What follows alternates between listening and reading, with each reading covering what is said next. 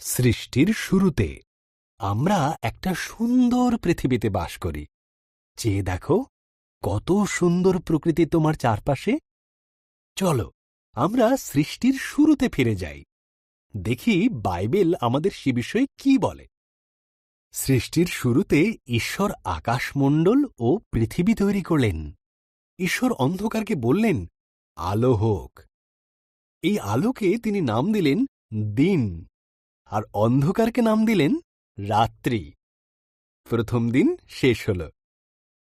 এরপর ঈশ্বর উপরের জল থেকে নিচের জলকে আলাদা করে ফাঁকা জায়গা তৈরি করলেন, যার নাম দিলেন আকাশ।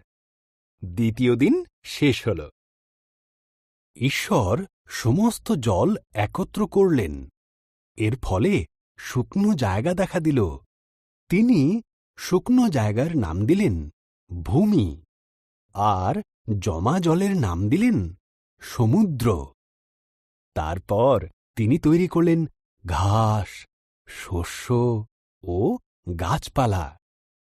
তৃতীয় দিন শেষ হল। এরপর ঈশ্বর আকাশে বিভিন্ন আলো তৈরি করলেন, দিনের জন্য সূর্যকে আর রাতের জন্য চাঁদ ও তারাদের তৈরি করলেন। চতুর্থ দিন শেষ হল। ঈশ্বর মাছেদের সৃষ্টি করলেন জলে সাঁতার কাটার জন্য, আর পাখিদের সৃষ্টি করলেন আকাশে ওড়ার জন্য। তোমাদের সন্তান হোক, তিনি তাদের বললেন। তোমরা বংশবৃদ্ধিতে ও সুরে পৃথিবীকে ভরিয়ে দাও। পঞ্চম দিন শেষ হল। এরপর ঈশ্বর পশুদের সৃষ্টি করলেন।